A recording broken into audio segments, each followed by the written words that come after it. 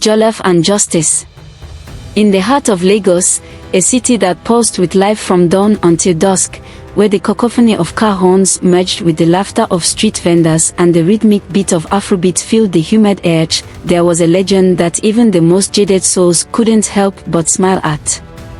It was said that somewhere, hidden in a secret recipe passed down through generations, lay the key to making the world's best jollof rice. This was no ordinary dish. It was a culinary masterpiece that could unite communities, evoke nostalgia for simpler times, and even calm tempers in the midst of chaos. At the center of this living legend was Chef Ade, a charismatic, larger-than-life culinary genius whose reputation for creating explosive flavors was rivaled only by the generosity of his heart and the spark in his eyes when he talked about his beloved jollof. Chef Ade's restaurant, Jollof Paradise, was a landmark in Lagos. Its neon sign, an intricately designed jollof pot bursting with color, beckoned food lovers from every corner of the city.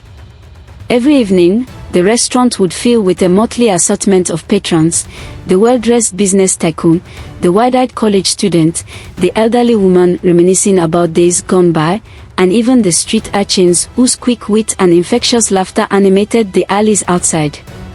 Yet, despite the warmth and joyous bustle of his eatery, Chef Ade harbored a secret that he had guarded with unwavering vigilance, a secret recipe that was said to have been handed down to him by his late grandmother, a revered matriarch of culinary lore. This recipe was not merely a list of ingredients, it was an alchemical formula that transformed humble rice into an edible symphony of flavors, capable of evoking tears, laughter, and unbridled joy with every bite. For years, the secret recipe had been the soul of Jollof Paradise. It was kept locked away in a safe hidden behind a painting of a majestic baobab tree, a symbol of life, heritage, and strength. The recipe was written in a blend of old Yoruba script and cryptic culinary shorthand known only to Chef Ade's family. To outsiders, it was an enigma wrapped in mystery, a secret as guarded as the crown jewels. And yet, it was the one thing that set his jollof apart from every other pot of rice in Lagos. It was his pride, his passion, and the heart of his legacy. Then, one humid afternoon, as the city simmered in its usual heat and the call of the street vendors mingled with the distant beat of drums, something inexplicable happened. In the midst of the pre-dinner rush, as Chef Ade was busy orchestrating his kitchen, a well-rehearsed symphony of sizzling woks, clattering utensils, and the hypnotic chopping of fresh vegetables, a sharp, metallic sound echoed from behind his storeroom door. His heart skipped a beat. With the instincts of a man who had spent his life protecting his craft, he hurried to the storeroom, only to find that the safe, which had securely held the treasured recipe for decades, was ajar.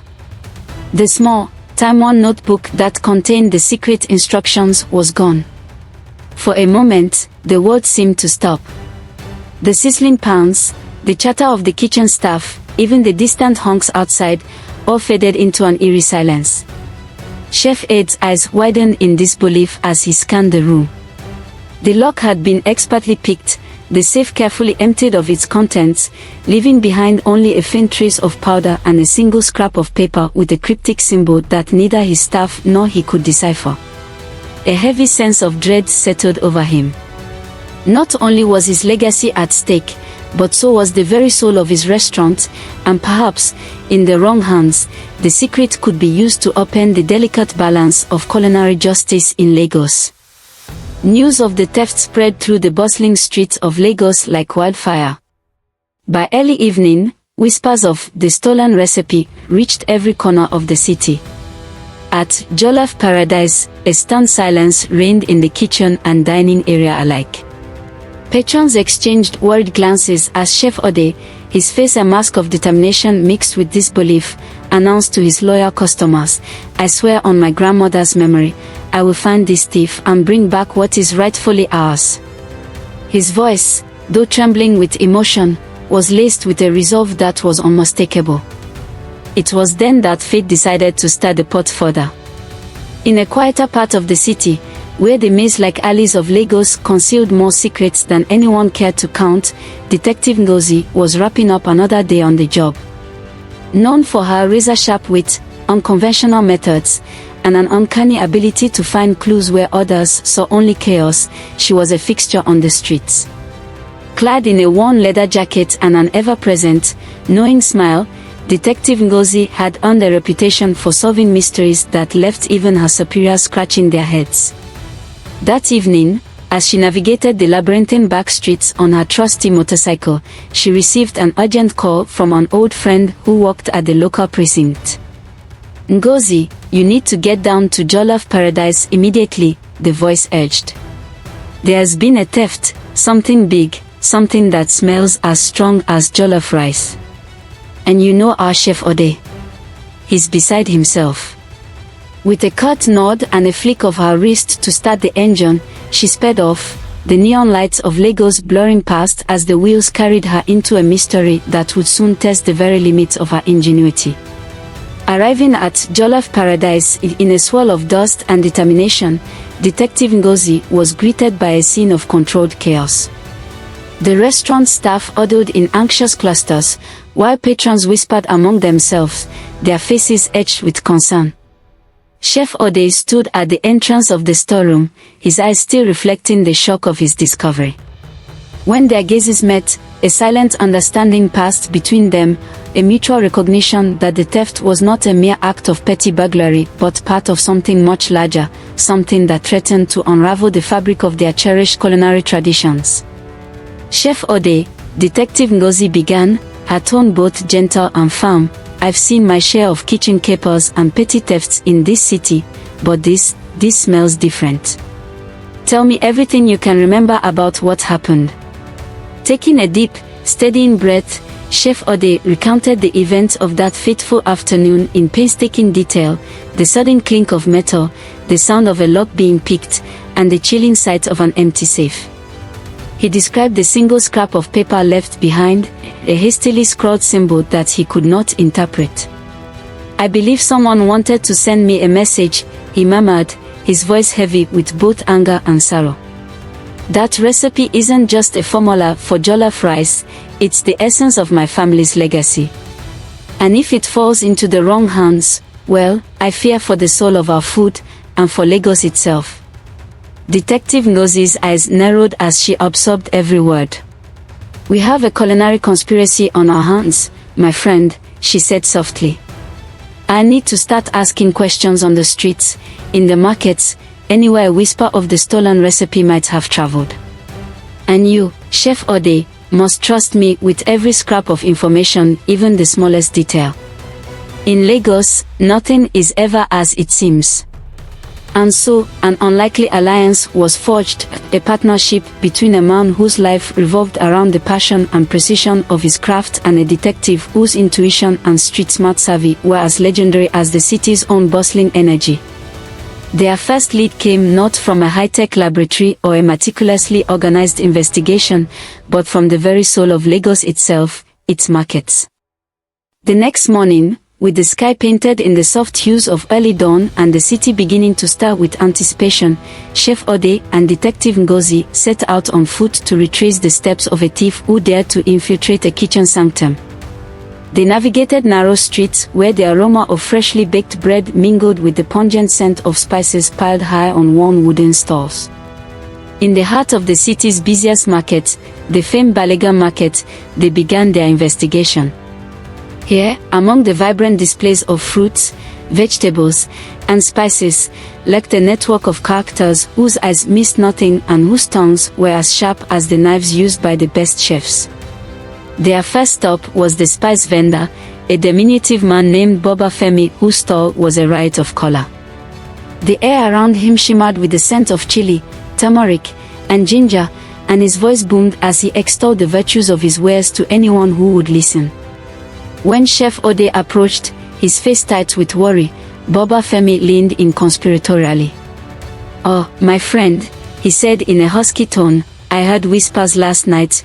A strange fellow, hooded and silent, was seen skulking about your restaurant storeroom. He bought a vial of an unusual spice blend from me, a blend I've never seen before. I didn't recognize it, so I asked him what it was for, but he only grinned and said, "For the recipe of legends." I laughed, thinking he was a joker, but now, his voice trailed off as he shook his head slowly. Detective Ngozi's eyes lit up with interest. "A new spice blend. Can you describe it?" she asked. Boba Femi rubbed his chin thoughtfully. It was a deep, dark red, a shade like the rich earth after rain, with hints of smoky, almost forbidden aromas. I had never seen such a blend. It wasn't one of my usual mixes. Chef Ade frowned, his mind racing. "That blend, it might be the missing link," he whispered. "My grandmother used a secret ingredient, one that no one outside our family knew about. But if someone has replicated it, then they must have access to our very secrets." The clues, though tantalizing, were still as elusive as the thief himself. With the spice vendor's description fresh in their minds, the duo moved deeper into the labyrinth of the market. Along the way, they encountered a cavalcade of colorful characters, a flamboyant food critic whose scathing reviews could sink a restaurant faster than a tidal wave, an elderly woman known simply as Mama Aya, whose keen sense for gossip rivaled that of any modern journalist, and even a group of street performers whose rhythmic dances and acrobatic feats hit the savvy eyes of informants watching from the sidelines. At one particularly busy stall, where piles of yams and cassava were artfully arranged, a wiry young man with a mischievous glint in his eye caught their attention. He introduced himself as Tund, a streetwise hustler with a reputation for knowing every secret alleyway and whispered rumor in Lagos. "You're looking for a recipe, eh?" Tund said with a conspiratorial chuckle, his eyes darting about as if expecting to be overheard. "I might know something." Word is, a shadowy figure was seen near a warehouse on the outskirts of the market last night, a place where deals are made in hushed tones and where the city's underbelly reveals its true face.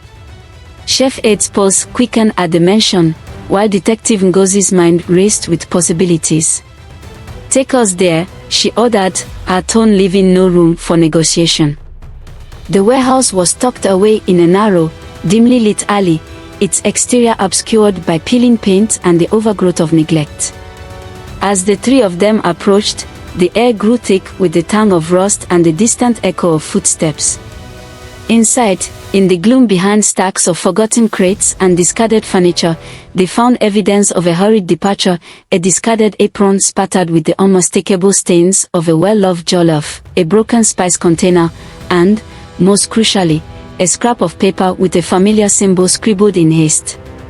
The symbol, a looping flourish that Chef Ade recognized as part of his family's secret script, sent a shiver down his spine. "This is it," he murmured, his voice tight with a mix of hope and dread. "Someone has stolen not just my recipe, but my legacy." Yet the warehouse also held another surprise. Hidden among the debris was a small, ornate box, one that had clearly been left behind deliberately. With trembling fingers, Chef Ade picked it up, while Detective Ngozi carefully pried it open. Inside lay a single sheet of paper, its edges worn as if it had traveled far and wide. The note, written in a flourish of elegant handwriting, read, "To taste greatness, one must risk everything. Follow the spice trail and you shall find the truth behind the jollof of legends." A low laugh escaped Tund as he examined the note. "Looks like someone's playing a dangerous game," he said, his voice laced with both amusement and caution. "You two better be prepared, for in Lagos, even a recipe can be a weapon." And so, with the note clutched tightly in hand, Chef Ade and Detective Ngozi plunged deeper into the mystery. Their investigation took them through crowded back streets and secret alleyways, each step fraught with suspense and punctuated by moments of unexpected hilarity. In one narrow lane, while questioning a flamboyant fishmonger who swore he had seen a man in a hood rummaging through his storage, Detective Ngozi found herself nearly tripping over a stray chicken that had somehow escaped its coop. The sight of the feathered fugitive sent her into peals of laughter, a sound that echoed down the alley and drew curious smiles from passers-by. Even Chef Ade, whose heart was weighed down by the loss of his grandmother's recipe, couldn't help but chuckle at the absurdity of it all. In a city like Lagos, he mused between laughs, even chaos has a rhythm. Days turned into nights, and nights into a blur of relentless pursuit. The investigation led them to upscale neighborhoods where posh restaurants competed for culinary supremacy, and into the underbelly of the city where illicit deals were made over secret spices and whispered promises.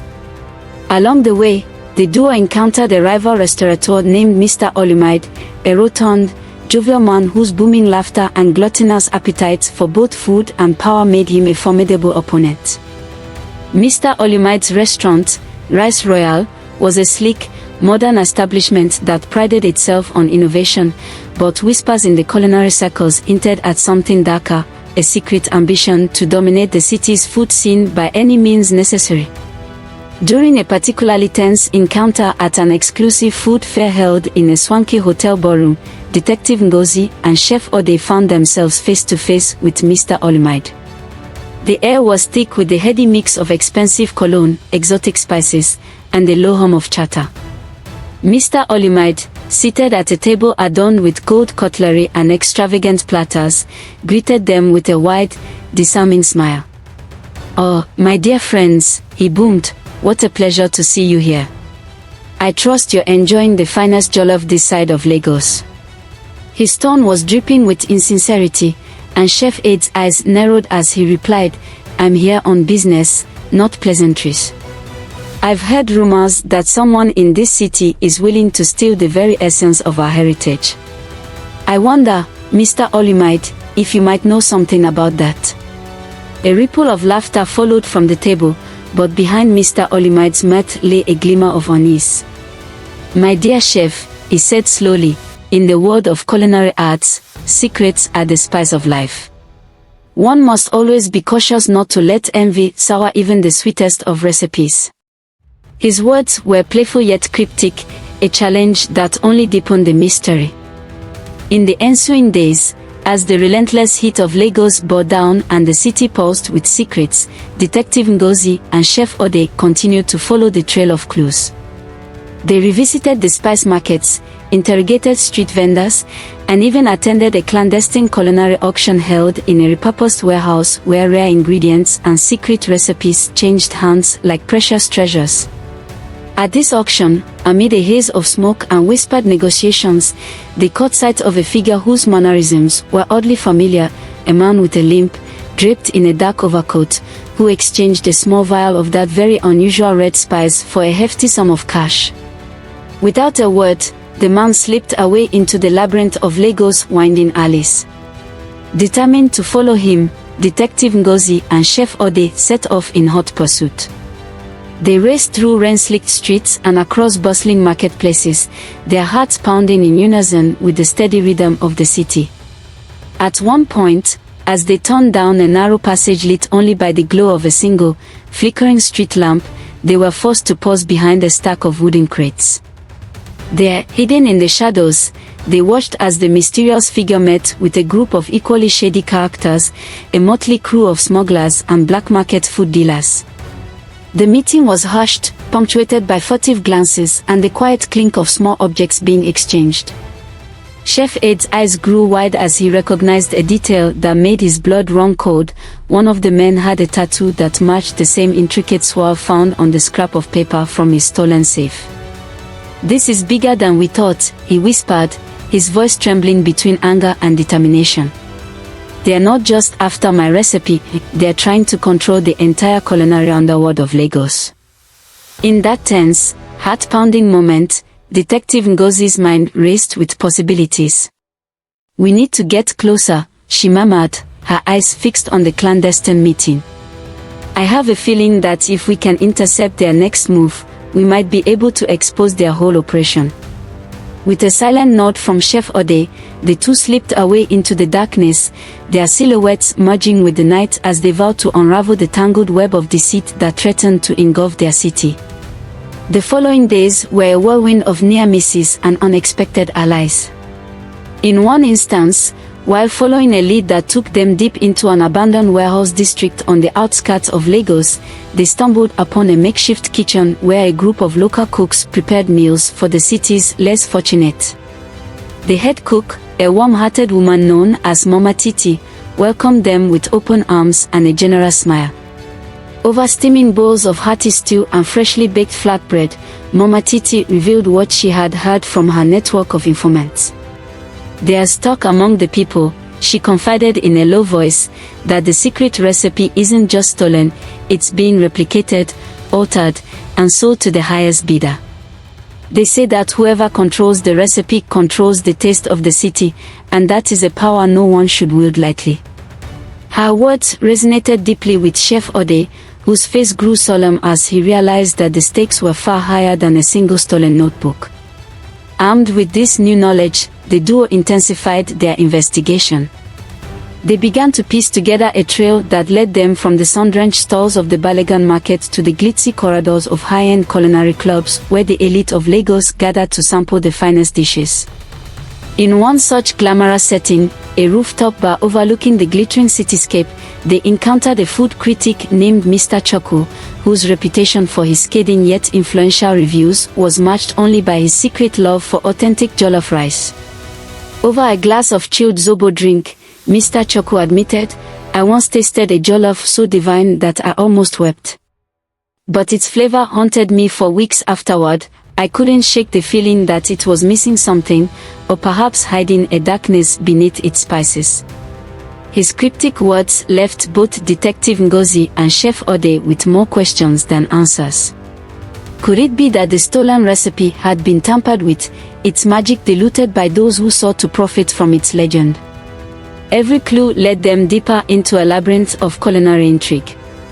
One humid afternoon, while waiting out a sudden tropical downpour under the awning of a busy street food stall, Chef Ade noticed an odd detail on the pavement, a small, circular medallion embossed with the same swirling pattern as the safe scrap of paper. "This must be a marker," he said, his voice hushed with awe. "A breadcrumb left behind by the thief." Detective Ngozi knelt beside it, examining its intricate details in the powder-reflected light. "It appears to be part of a series," she observed. "If we can locate the other markers, we might be able to map out their network." Their conversation was interrupted by the raucous laughter of nearby patrons enjoying an impromptu street performance, a reminder that even in the midst of danger, Lagos never lost its capacity for joy. As the investigation reached a fevered pitch, tension and humor danced hand in hand through the city's streets. One evening, as dusk settled over the metropolis and the neon lights began to shimmer against the twilight sky, Chef Ade and Detective Ngozi found themselves cornered in a narrow alley by a group of burly men whose intentions were as murky as the oily reflections on the pavement. With no apparent means of escape, the situation grew dire, until a sharp, unexpected burst of laughter erupted from the shadows.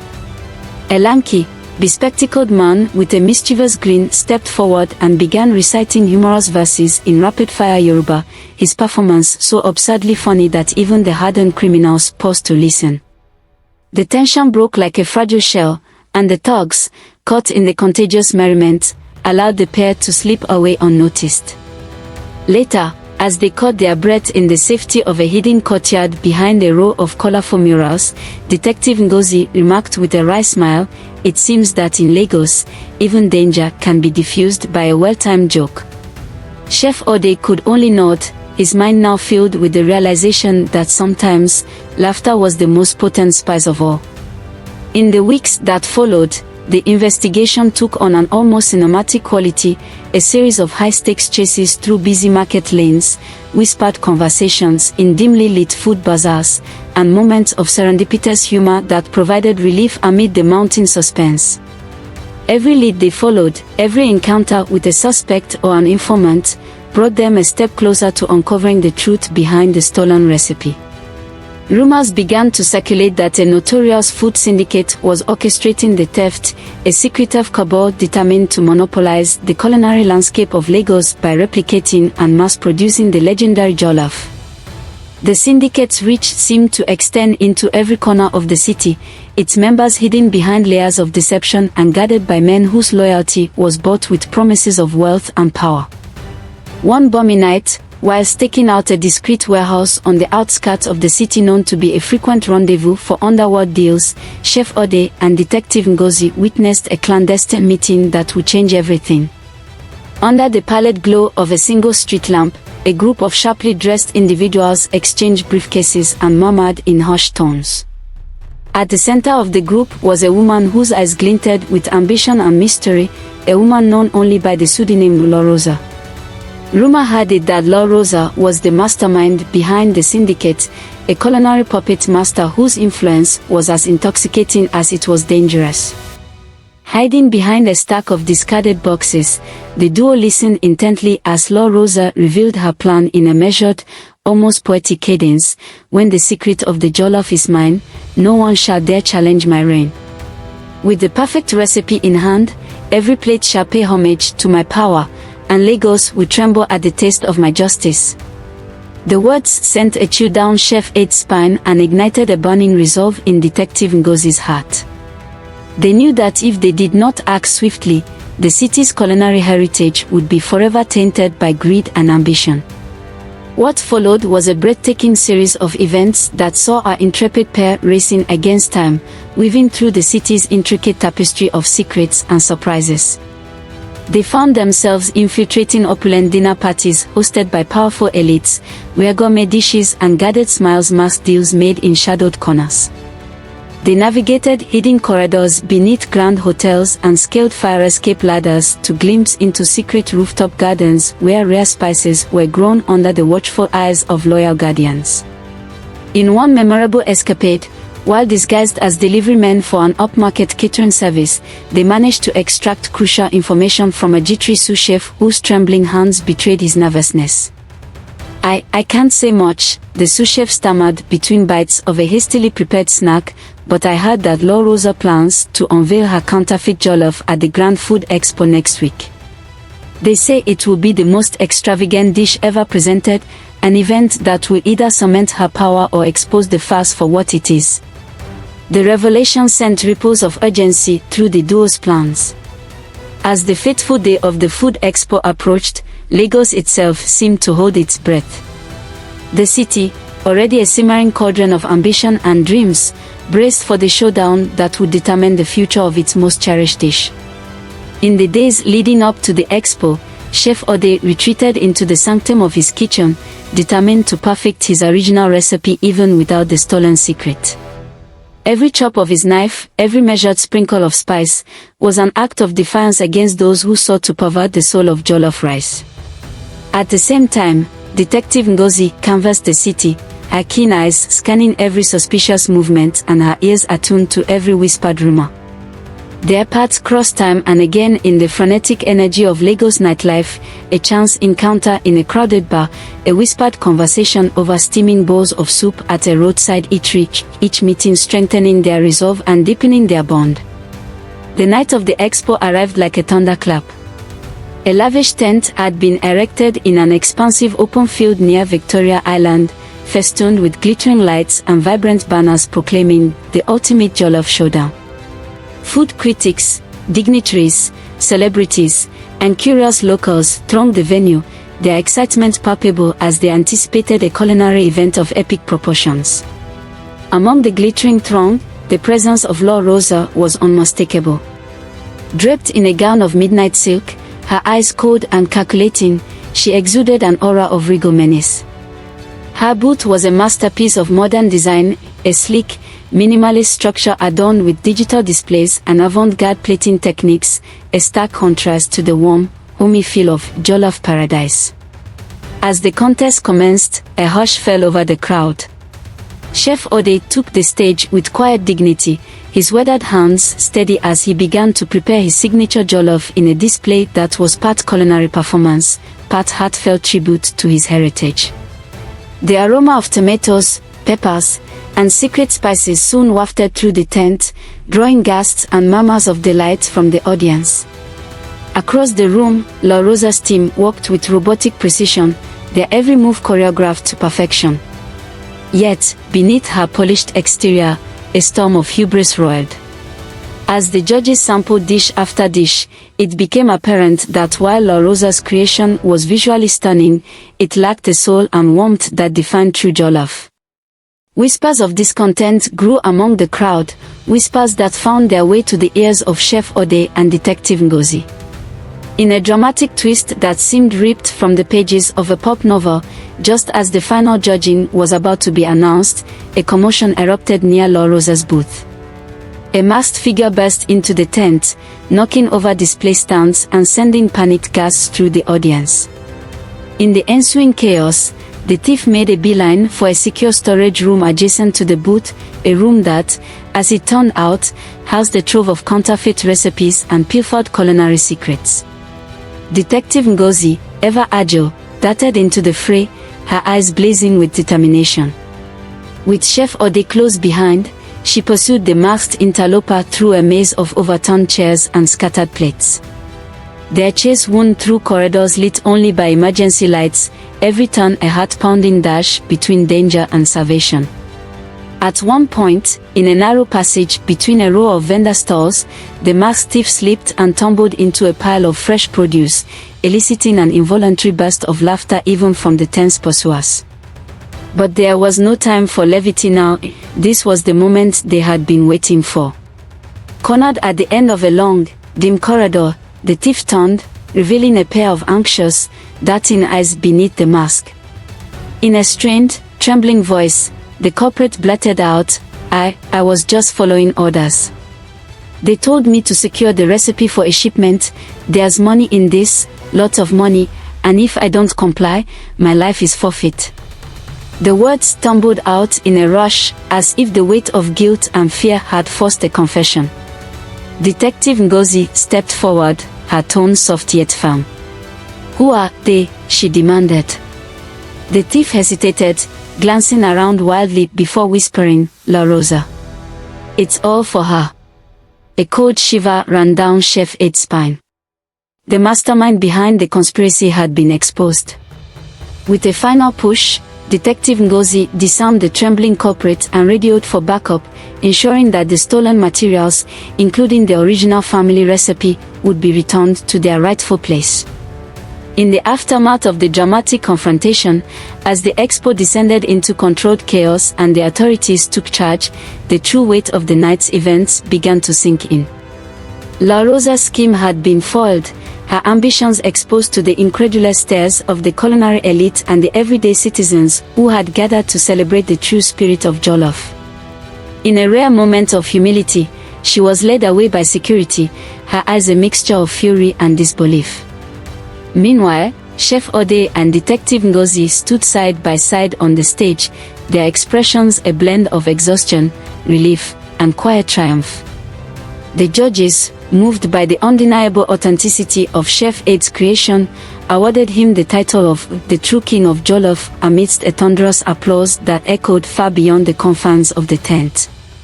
Yet, even as the crowd erupted in celebration, the city of Lagos buzzed with whispers that this victory was only the beginning. The foiled conspiracy had laid bare a network of corruption and culinary espionage that stretched far beyond any one recipe or any single restaurant. In hushed tones in dimly lit bars and on crowded street corners, people speculated about what other secrets might be waiting in the shadows of the city's food scene. For Chef Ade, the return of his cherished recipe was a moment of personal triumph, a reclamation of his heritage and a promise that the spirit of his family's legacy would live on.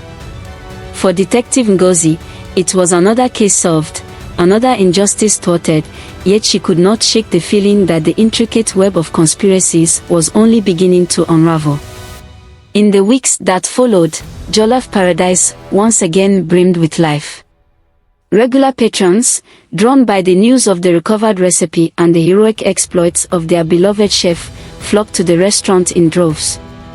Laughter and chatter filled the air as Chef Ade cooked with a renewed sense of purpose, each pot of jollof rice a tribute to the struggles and triumphs of the past months.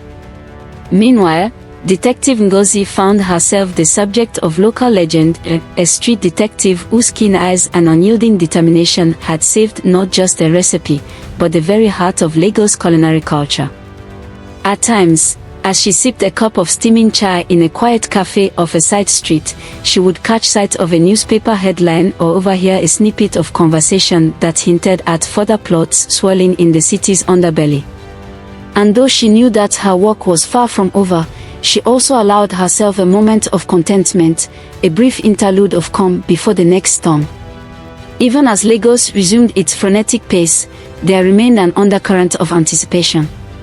Whispers of unfinished business, of shadowy figures plotting behind closed doors, and of secrets yet to be unearthed lingered in every corner. For Chef Ade, every time he stirred a pot of jollof rice, he recalled the bittersweet taste of that fateful day, the pain of loss, the thrill of the chase, and the sweet victory of justice. And for Detective Ngozi, every solved case was a reminder that in a city as vibrant and unpredictable as Lagos, true justice was as elusive as the perfect balance of spices in a great dish. In the months that followed, life in Lagos moved to the beat of its own restless rhythm. New cases emerged, old grudges were rekindled, and the memory of the stolen recipe transformed into a symbol of resilience and hope. At Jollof Paradise, Chef Ade began to host weekly community feasts, inviting people from every walk of life to share in the joy of food and fellowship. With each hearty laugh, every shared story, and every satisfied bite, the city's wounds began to heal, replaced by a collective determination to safeguard what was precious and true. And though Detective Ngozi's investigations would lead her down many more twisting alleys and into confrontations with the city's darker forces, she carried with her the memory of that fateful expo, a night when the power of authenticity, courage, and a perfectly spiced pot of jollof rice triumphed over greed and deception. In quiet moments, as the humid night air enveloped Lagos and the distant hum of traffic blended with the murmur of late-night conversations, she would smile to herself, knowing that in the grand tapestry of the city's story, every secret uncovered, every mystery solved, only served to make the next adventure all the more compelling. Thus, in the vibrant chaos of Lagos, a city where every street corner held a story, every meal was a celebration, and every heart beat to the rhythm of hope, Jollof and Justice became more than just a tale of stolen recipes and culinary capers.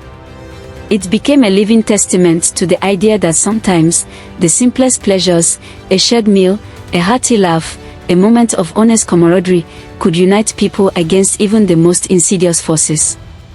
And as the sun rose each day over the sprawling metropolis, casting golden light on crowded markets and bustling streets, the legacy of that unforgettable case lingered in the air like the aroma of perfectly spiced jollof, a reminder that true justice, like a great recipe, was worth fighting for. Even now, as new challenges emerge on the horizon and the city continues to evolve, the story of that fateful night remains a cherished legend.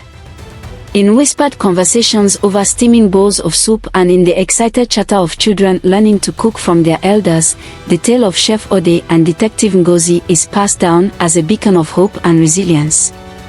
It reminds everyone that while conspiracies may lurk in the shadows and greed may seek to steal what is sacred, there will always be those brave enough to stand up and fight for what is right, armed with nothing more than passion, wit, and a deep, abiding love for the art of food. And so, dear listener, as you journey through the vibrant streets of Lagos in your dreams or in the quiet moments between day and night, remember that every spice has a story, every recipe a history, and every act of justice a taste of hope. The mystery of the stolen jollof may have been resolved, but the adventure continues in every shared meal, every burst of laughter in a crowded market, and every heart that beats in tune with the spirit of this extraordinary city. May the legacy of Jollof and Justice inspire you to savor the simple joys of life, to stand up for what you believe in, and to always keep searching for that perfect blend of flavors that makes life so wonderfully unpredictable.